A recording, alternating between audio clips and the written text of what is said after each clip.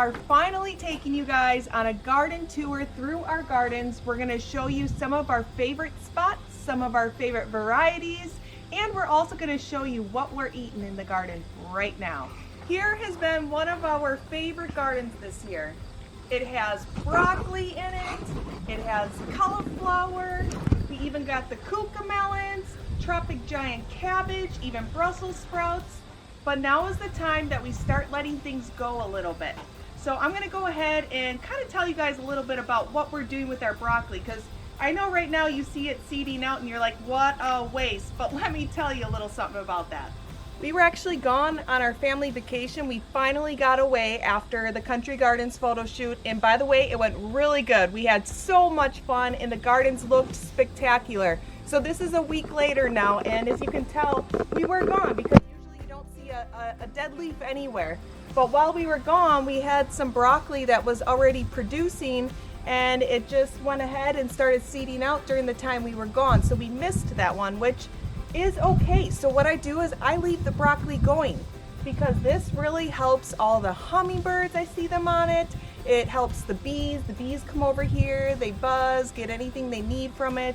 And it also looks very pretty. So when I miss out on a veggie, I don't just chop it down and that's it and then leave a bare space. I kind of just let it enjoy itself in this spot, and we enjoy it too. Once we harvest an entire head of broccoli, we leave it here and we actually continue to keep getting some little shoots off of it. So those are great snackers in the garden. So the girls can come over here and take one right off and you can go ahead and eat it. They are not sprayed with anything that isn't organic. And the last time we actually sprayed these was, let's see, probably a month ago, and that was with Monterey BT. I know you guys are always asking, what do you use? But we do use Monterey BT on our leafy greens and like our cabbages and our broccolis, anything that gets worms. That's what it helps with. Still tastes good. It's new stuff. It's totally fresh. It tastes just as good as it did when it was producing a month ago. So.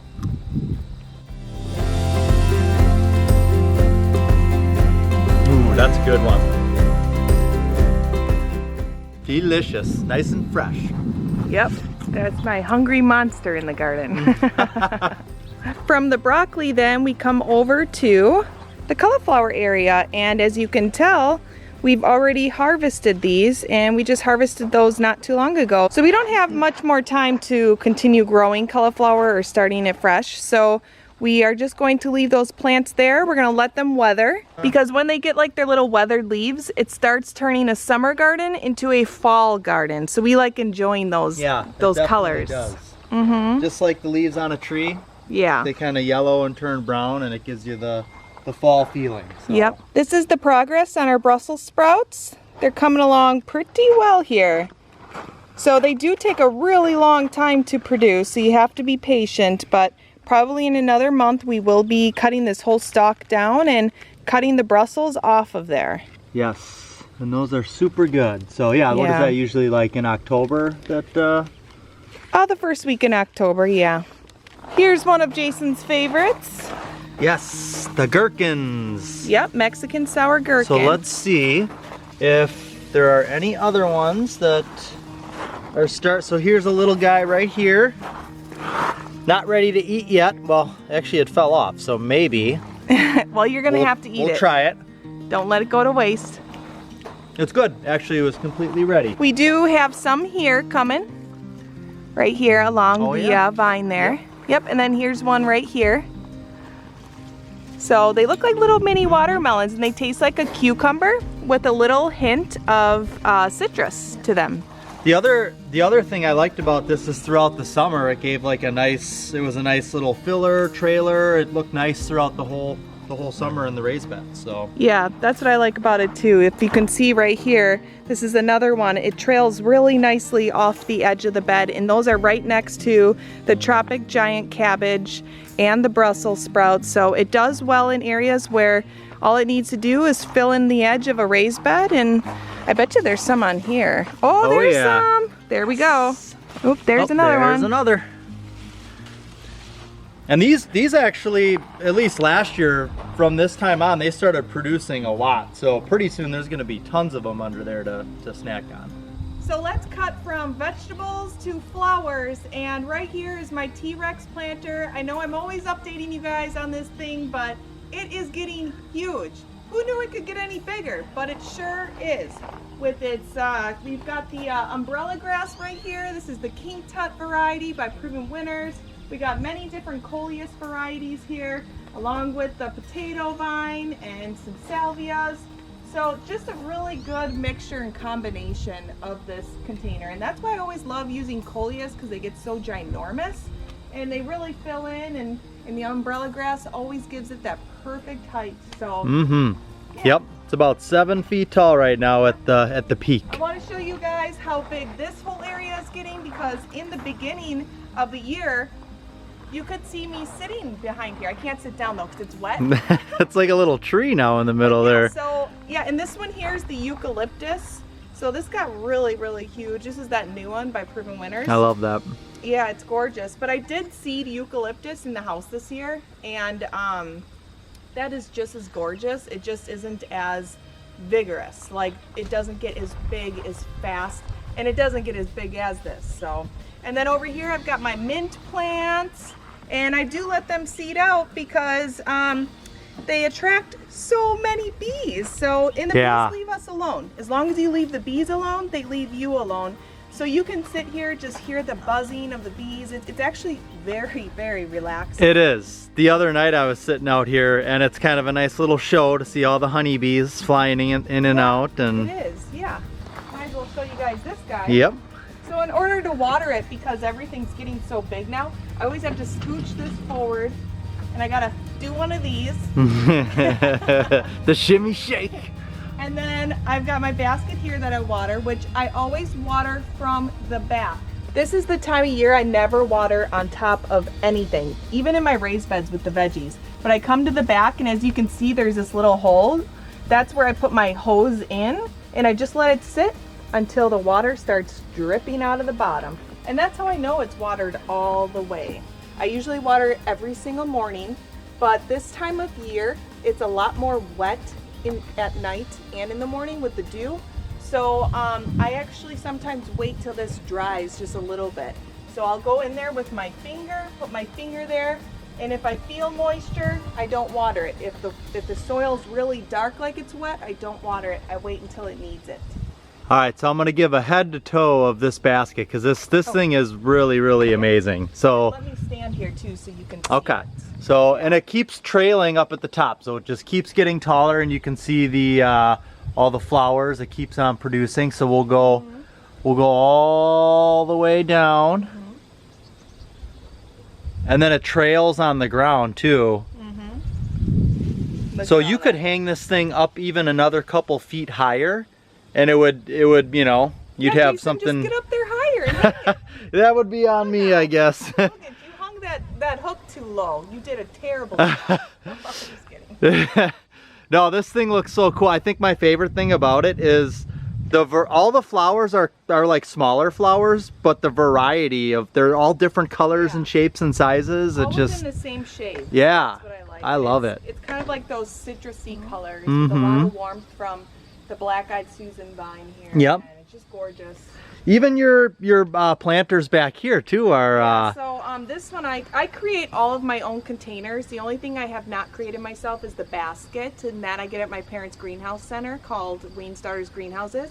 But all of my containers I do myself because I like unique combinations. I like low maintenance combinations. I really like things that get large, and I know my varieties because I've been working with plants and vegetables since I was a baby. So this is my specialty. When I used to work at my parents' greenhouse business, I was told that my combinations are too weird and no one will buy them. So one year I put my name on the combinations I created, and they were the first ones to sell. So that's when I knew I did have good ideas and I did have something special. So that's why now I create all of my own containers and I share them with you guys, because who wouldn't want a container this huge? And it's like no maintenance. Right.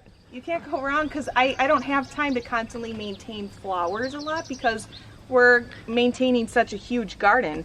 We grow 3 acres of fresh food and flowers, so, and that's a lot for me to take care of. I do all the work myself with Jason helping after work and on weekends.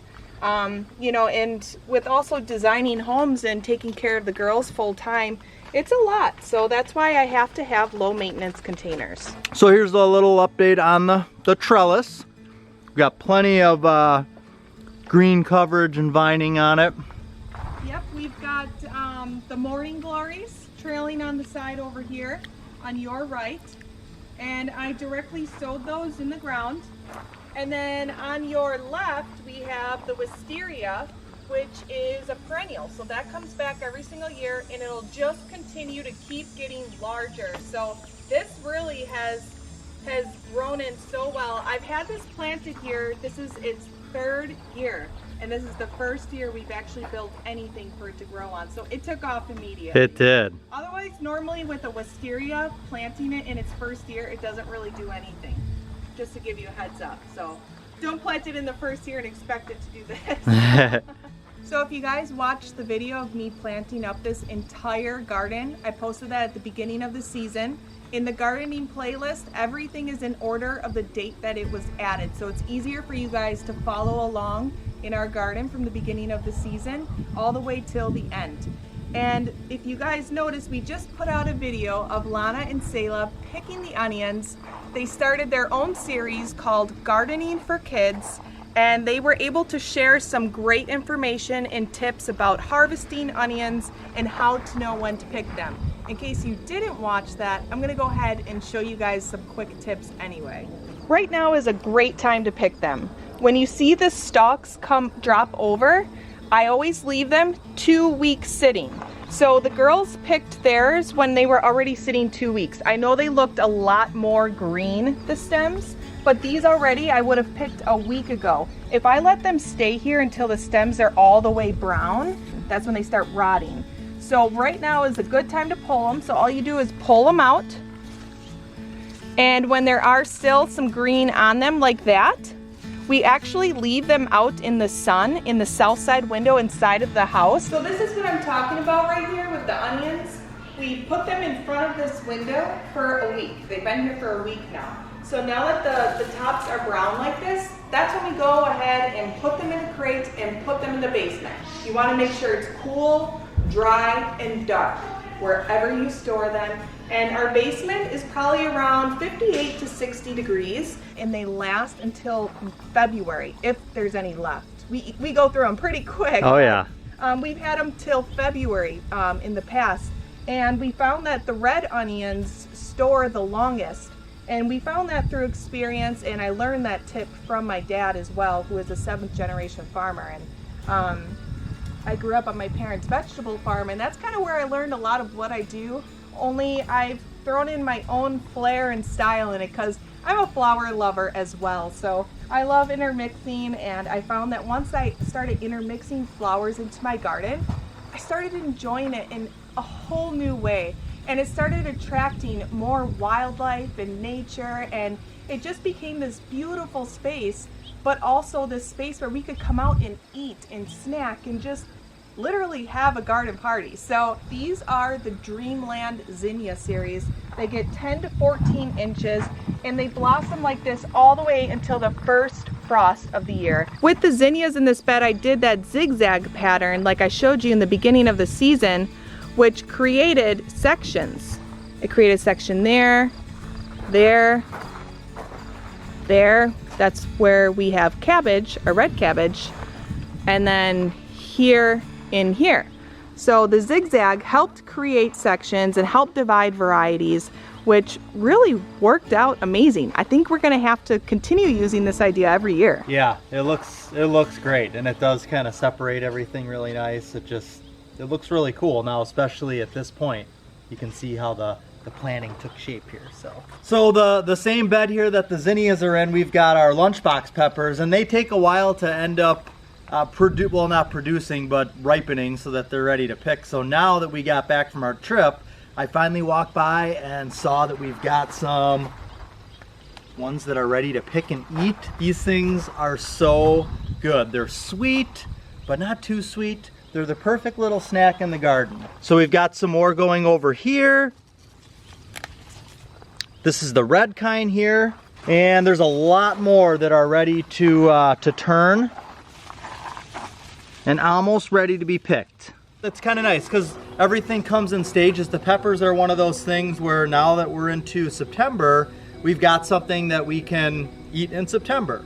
As the tomatoes probably start to come to an end, the peppers will take off more and we'll be able to snack on these in place of the tomatoes and some of the other things. One of my favorite things about the gardens is the different stages. So you come out here in the beginning of July and everything is starting to kind of take shape and bush out a little bit, and we're still working hard doing things in the garden. And now we get to this time of the year here where you come out here and you look around and there's hustle and bustle going on in the garden. So there's butterflies everywhere, the bees are everywhere, the hummingbirds are out a lot more. All of the birds are eating on the millet. They're all kind of getting ready for winter, so it's kind of fun to come out here and see all this activity with the insects and the birds and bees.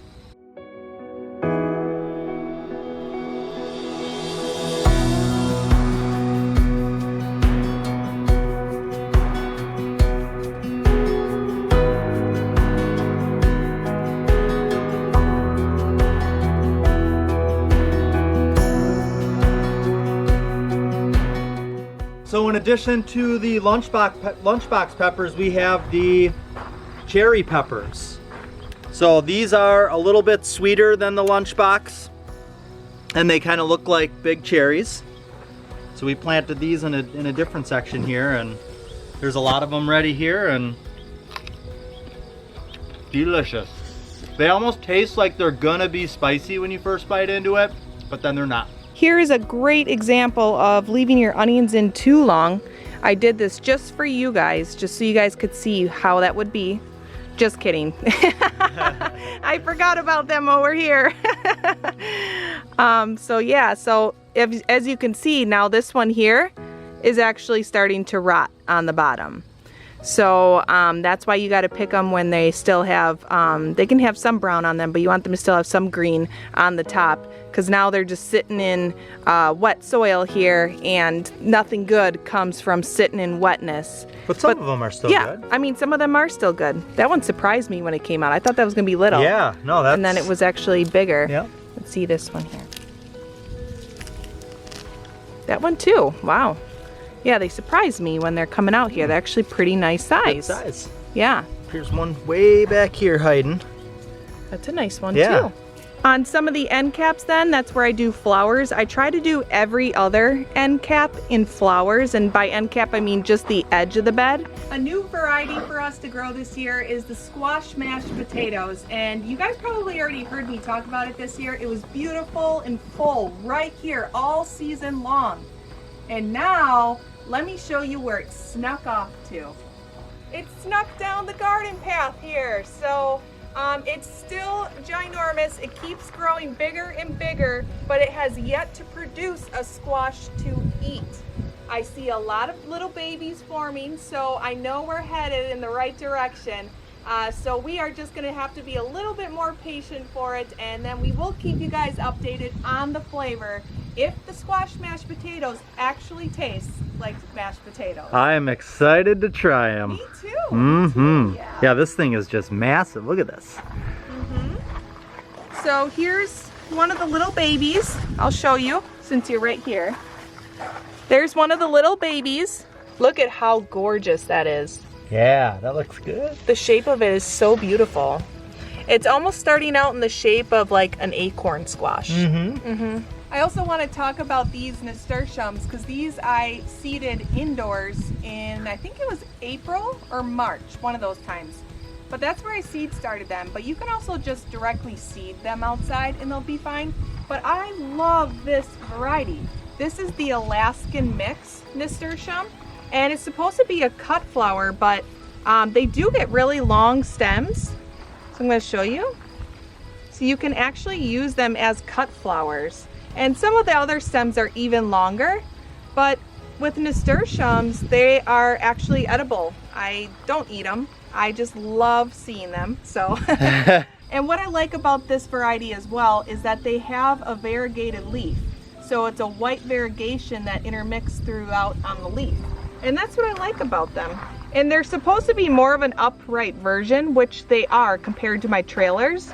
But with this variety, if they have nowhere else to go up because they spread so much, they will just fall down, which is perfectly fine with me because it decorates the side of this raised bed just beautifully. And here is just the regular trailing nasturtium with just the green leaf.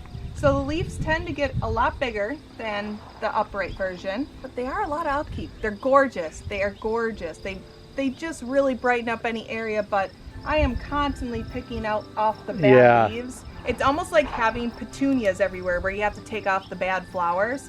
So that's kind of how I feel with nasturtiums, but they are overall just beautiful once you do clean them. But they recycle their leaves very fast because they are edible. Yep. So. Somebody commented that they have a love-hate relationship with the nasturtium, and I totally understand it because it's definitely a lot of maintenance. People, but they reseed a lot in places. We have a very cold area where we'll still have some reseeding in the bed right here because a lot of the old flowers have the seed that just drops. And with our cold winters, most of them won't make it, but a few will, just like the snapdragons. So, all right, so my sun sugars that Casey planted up for me are at full volume producing. They are just going crazy right now. You can see that there are ripe ones everywhere. So this is really cool right now, being able to walk out here. And even yesterday too, I just picked a ton of them. We brought them over to my parents' house. There are more than enough to go around, and they are so good. I love them early in the morning because they're still kind of cool from the night before, and that's the perfect temperature I like to eat them at. As I've said before, we do not follow the rules with growing carrots because we don't separate them out in the beginning. We like to snack on them throughout the whole season, so we thin them as we go, and even if there's a little carrot on the end, that still makes a great snack. We start eating them when they're little babies all the way to the end of the season, which is still another month. They still have good growth coming to where they'll be this big. So here's a little cluster. So I'm gonna go through and just pick out a few here. So they're still kind of small. This is a purple variety. Here we go, getting some other ones. And then I usually leave 2 in that area, and then we move on to another full thick area. Look how nice these are coming. They get a little bent because they are growing closer at this stage, but we really don't care about shape. We just care about the food. Uh-huh. And now we got snacks. Yep.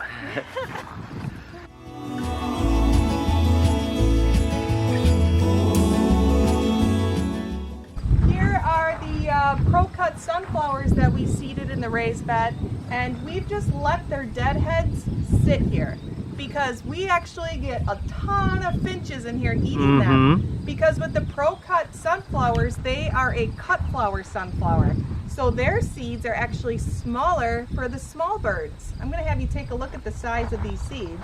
If you take a look at those seeds, that's a perfect size for a smaller bird. Here, let me show you these. Once you take them out of there, this is how big they are. And this year we are going to keep seeds from our sunflowers, so we have our own sunflower seeds to reseed next year. Well, I was about to show you the difference from the pro-cut seeds to the big sunflower seeds, but I don't think I'm going to be able to get up there. So, I'll have to show you guys the difference another time. Once these are completely done, I'll chop one down, and then I'll show you the difference in size of seed, because these are almost double the size. Well, not almost, they are double the size. Here's another batch of peas, our third batch of the season. These ones I seeded the first week in August, so it's really hot then. Peas love it cool, so it takes a little bit longer for them to kind of get going because they don't love it super hot. But once they're producing, that's when the season here will be a lot cooler, like it already is at nighttime. I mean, we're getting down into 60, 58, 55 degrees, and peas love that. They thrive on that weather. So once it comes time to them to actually produce, that's when the peas will do well. That's why you will always find that peas do the best when they are early spring peas. We have a really great cantaloupe plant growing here, and we've got lots of big cantaloupes almost ready. Cantaloupe is one of our favorite melons. As you can see, look how big this is. Yeah, they're massive this year. Look at the size of those. These are the goddess cantaloupes. You can get the seeds from Harris Seeds. They are just absolutely amazing performers. But the true test is in the flavor. We even have them hanging off of the bed. They are really holding on there. So I'm gonna guess this one's gonna be ready once we just find it on the ground. Yep. Because you'll know when they're ready because the stem to the cantaloupe actually becomes loose. So if it's gonna start coming loose, this cantaloupe's gonna drop. And when it drops, it's time to eat. Hit us up. Yep, in the comments below. And if you're liking this video so far, don't forget to subscribe. You have to click the subscribe button and you have to click the alert bell, because if you don't click the bell, then you'll never know when there's a new video, and then you'll just forget about us. Yep. Forget about Ring us. that bell like there's no tomorrow. Ding, ding, ding. We have been very bad zucchini parents. Yeah, we have. We don't keep an eye on them as much as we should, and you know what happens when you do that. If you got kids, they can just disappear on you. Or in this case, they get a little too big. We're gonna take this one off the vine here. And yeah, it looks incredible. Here's another one. They look awesome because they're so big, you know, but they don't taste that great. They get real seedy. We'll show you what that means, but the bigger they get, the more seeds you get inside of it, and the flavor just isn't as good. So a lot of times when they're this big, we put them into our compost pile, and then they'll come back and they'll help the zucchinis grow again next year. Should I break them open like No. that? Okay, well, Casey won't let me, but I wanted to slam these things together and just have them explode, and then I could have showed you all of the seeds that came out. I guess you could. Just go ahead. Ooh, okay. All right, well, you know what? That actually worked out a lot better than I was envisioning in my head. So yeah, it didn't explode everywhere. Yeah. You can see how seedy and how much of a texture is in there. So that does not taste good, just so you know. And the seeds are so hard. Are you really eating that right now? Yeah, it's, you know, actually, it's not that bad. Well, there we go. Jason found something else he likes in the garden. Yeah, I do. Overripe zucchini. From now on, I'll pick the big ones and I'll just eat them. Yep, there you go. It'll take me a whole week to eat this. When you're done eating it, keep it. I'll scoop ice cream in there. Use it as an ice cream dish. When you forget to rubber band up your cauliflower, this is what happens. So we lost some cauliflower over here. This was the variety Veronica, so it's that beautiful artistic looking green cauliflower, but it is not self-blanching, which means that it needs to be covered. The leaves need to cover it in order to kind of stop it from doing this. So now we just kind of keep it here just as a beautiful piece in the garden. So it's actually very pretty. And you know what? It kind of looks a little bit like broccoli now too, doesn't it? It does. Mm-hmm. Yep. Yeah. This one here is just starting, so I'm gonna get a rubber band on that right away. When a cauliflower is self-blanching, these leaves will stay kind of covering it until it's almost full grown. But because it's not self-blanching, all the leaves, you can see it's this small, they're already starting to split, which shows this to the sun, and that creates it to start just growing up rather than growing out wide as a perfect head of cauliflower. I'm just gonna go ahead and show you guys quickly how I rubber band up my cauliflower. So I just gather these leaves here, okay? And then it's kind of like a ponytail, but you're gonna need two, because I try to keep one near the bottom, which kind of holds them up a little bit like that. And then I keep one right at the very top. Like that. These are our green beans. We harvested them, we ate them, we loved them, but then we kept them. And the only reason why I kept them is for that photo shoot we have with Country Gardens magazine. I didn't want there to just be an empty dead space. But what I would normally do is once the green beans are done, I'd remove them and then I'd reseed green beans right here in this spot because they do come up and produce right away a second time during the season. But we've already missed that window for the beans. So we're just gonna leave them here and kind of just die off as they go. As you can see through the gardens, we also have the millet grass. It's the Purple Majesty.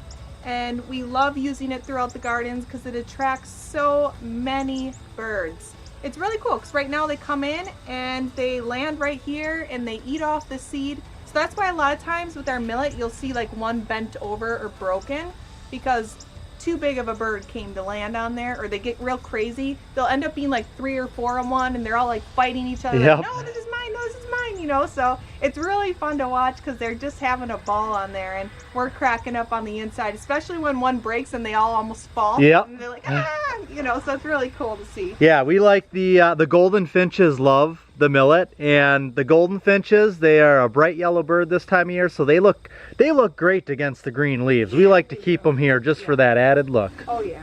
Do you guys remember this garden? This is that one that I planted like about a month and a week ago or 2 weeks ago. So this has been growing in pretty cool, and I wanted something to grow fast and fill in fast for our photo shoot, and it did. And what we planted in the front, or I should say what we seeded in the front, were some bush pickles. So that way we could have a late batch of pickles for canning them so we can enjoy our pickles throughout the winter season. Along with that, we also put some ornamental corn in here to actually help shade the leaves a little bit so they're not getting that full 12 hours of hot sun. That's when they get really crispy leaves.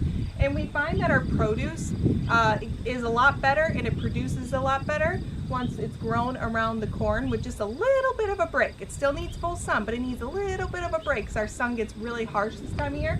And then I also did a batch of dill on each end so we have some fresh dill to throw in those canning jars. But something's eating our dill, so let's go ahead and take a look. This is what's eating our dill. We have Monarch caterpillars. This guy's just going to town right now. Yep, so you can see this guy down there. He's actually eating right now. He's having a feast. And as you can tell, this is what they've done to my dill.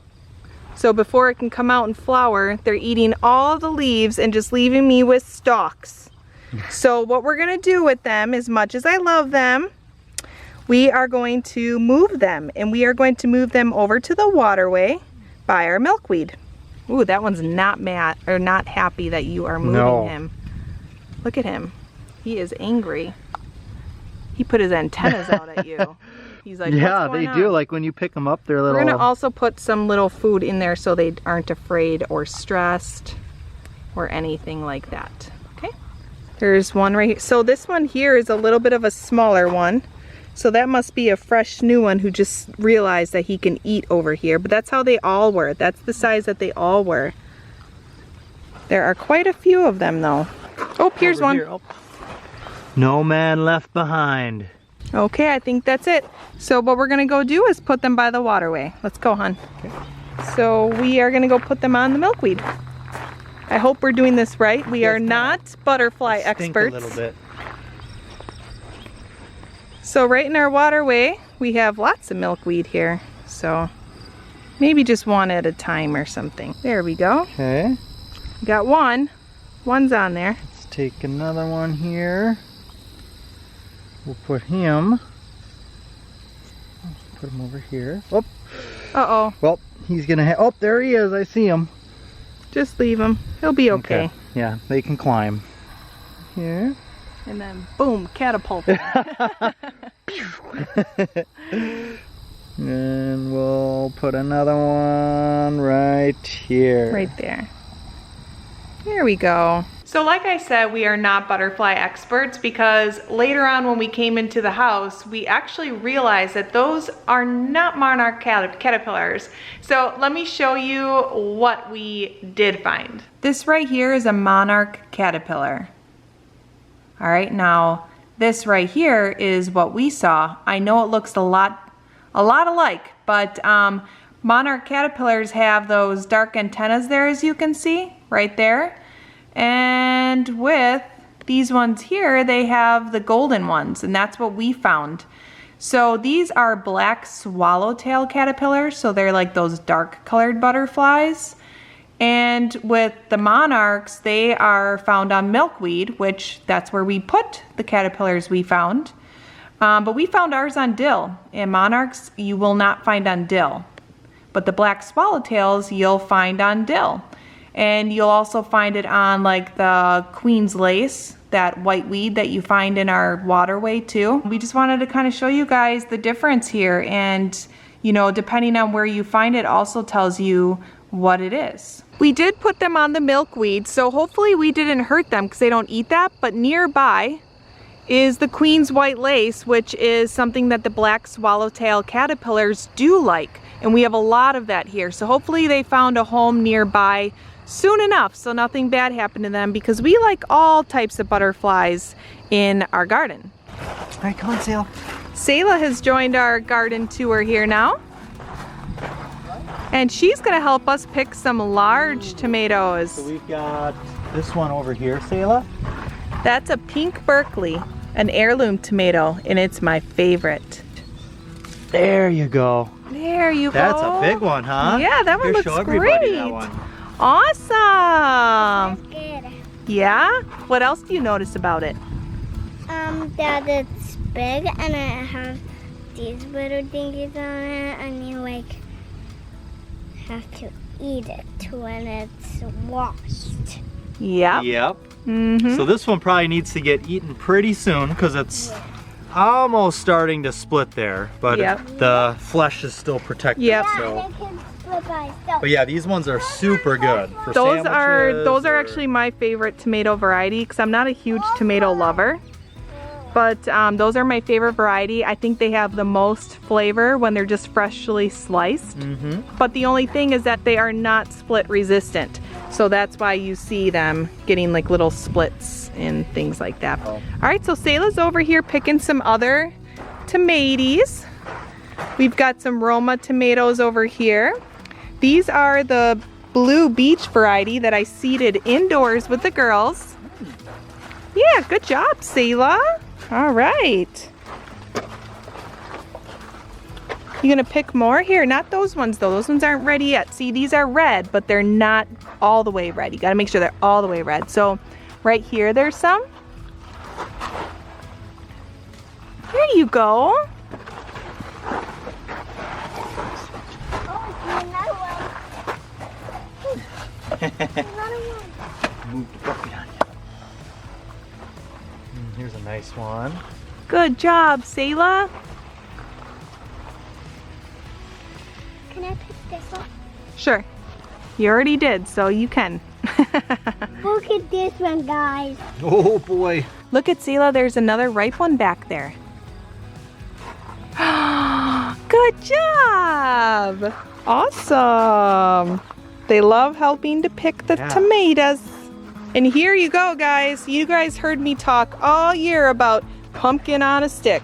It's an eggplant that you can eat, or you can just leave it on there and it becomes an ornamental as like a cut flower in fall bouquets. So Can you pick them now? not yet. We could eat them now. Now is the time to eat them, but we're gonna leave them on there ornamentally. Jason will try one later, I'm sure. Yeah. But if you see on the leaves here, look at how spiky those are. That hurt. Ow, actually do not touch that, Don't Selah. touch that, Selah. That is really spiky. There is no movement to those thorns. They will get you. That burns. Can I try? No, Why? because you'll hurt yourself. Ah. Ah. I also did that. Silly. Here's our red cabbage, and it's not ready yet. So we've been watching it. Red cabbage is a little bit smaller, No so picking this is it up. about half its size. And you can So it'll see get it just a there little bit because bigger. There's a little door right there. A little door there. A little door to open and look A at little it. door to open and look at it, Selah says. All the zinnias are just still doing amazing. So cool. Selah said she wants to pick a snack, but she just pulled up on the green. So You can't pull up on the green like that. You gotta loosen up the soil first, Selah.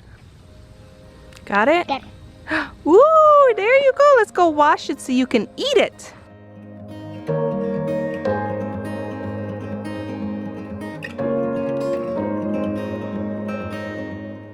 Last year we grew Matt's Cherry Wild, a beautiful, small, little, sweet as sugar cherry tomato.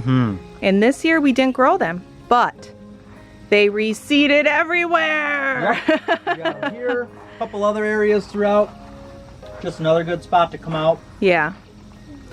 And they're Check 'em. producing. They're so little, but So I pulled a lot of them and they only reseeded right where we planted them last year.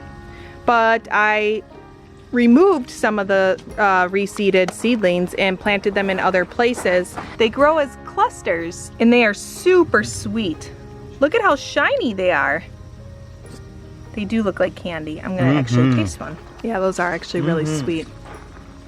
I'm not usually a tomato person, but they're pretty good. They're super sweet, but they still have that Tomato flavor. that tomato flavor. Where some of the like the cherry tomatoes, they're sweet, but they don't have that like tomato bite flavor, which I like the combination of both. So. And what are you doing, Selah? Watching you. Oh, Selah's washing her little carrots. Are they almost ready to eat? Yeah, they're ready, right? I think so. So these are the purple carrots we grew. And like I said, not all of them are ready, so we just pick them as snacks, but this is how it looks when you break it open and eat it. So it's very, very pretty and delicious.